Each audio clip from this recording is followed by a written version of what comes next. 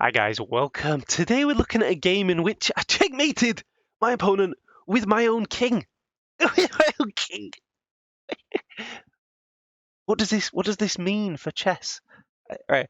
So it was actually a very even game until the very end, and I actually managed to swindle something. So I got this like Slav structure, and you got to be very careful here in developing your bishop. You can just get torn apart by this queen move. Very nasty, targeting the weak pawn. So always remembering to develop the knights first, really. That's how I tend to avoid any problems in the Slav. And sometimes queen here to take the sting out of queen here. Now, I then develop the bishop because queen here is no longer a threat. And yeah, he kicks my bishop back. I complete the structure. Now, I do make a fatal blunder here. What is that? You see it, guys. You see it. Look at this. Yeah, so I don't know what I was thinking here, getting forked. My opponent misses it though, and I managed to just, sneak the bishop out of danger. Now, developing some more pieces. My king's still in the center, so I've got to be a little careful opening up the center by take. Yeah, and that's just a free pawn. And then take the bishop. Is he going to win this pawn back? Maybe. And I castle long here to get some pressure on this pawn in the center, but he does have it pretty well defended. But it's one of these, it's quite a blockaded pawn. If he ever pushes it, I've got a lot of control of the square in front of it. So that probably means that this pawn's going to be weak for a while. Maybe I can double the rooks and attack it later. He develops his queen. And by the way, I'm not using the old classic microphone. Disconnected. So I tried to record a few videos and spent like half an hour recording, only to realize that the wire is a little bit dodgy. It cut out halfway through. I don't know why. So he does win that pawn back, and I line up some issues with his king. So he blocks with a knight, taking here, tempting him. Obviously, if he takes, I get checkmate. So he has to take with the queen here, and maybe I get some tempy now on the queen, improving my knight, hitting the queen, opening up the rook there. Quite like that move. He offers a trade of queens, which if I take, he gets this, hitting my knight, and maybe he solidifies these pawns. I don't really like that. So I just move the queen, hitting his queen, and adding pressure here. And now I'm trying to dislodge this bishop. That's the only thing stopping me getting in. So let's take it out.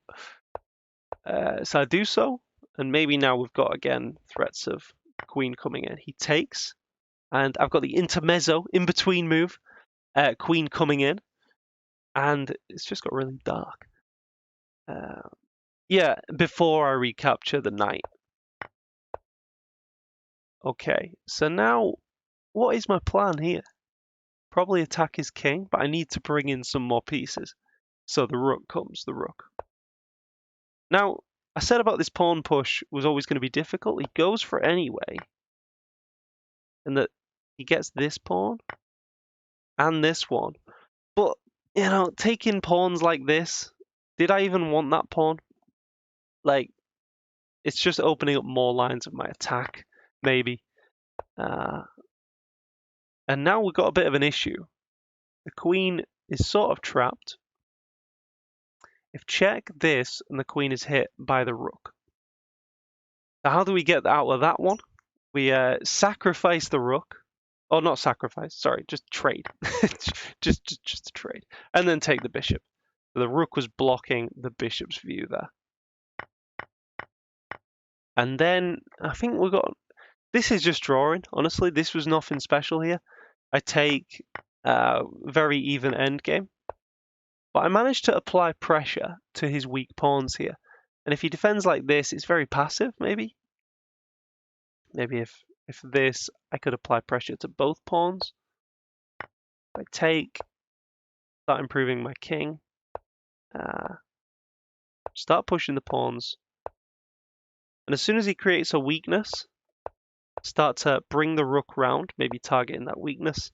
Now if this he solidifies, very bad. But I can target this weak pawn here. And he probably should have defended it with his king. But anyway, I win that pawn and then win the next one. So now I'm a pawn up and I start pushing down the board.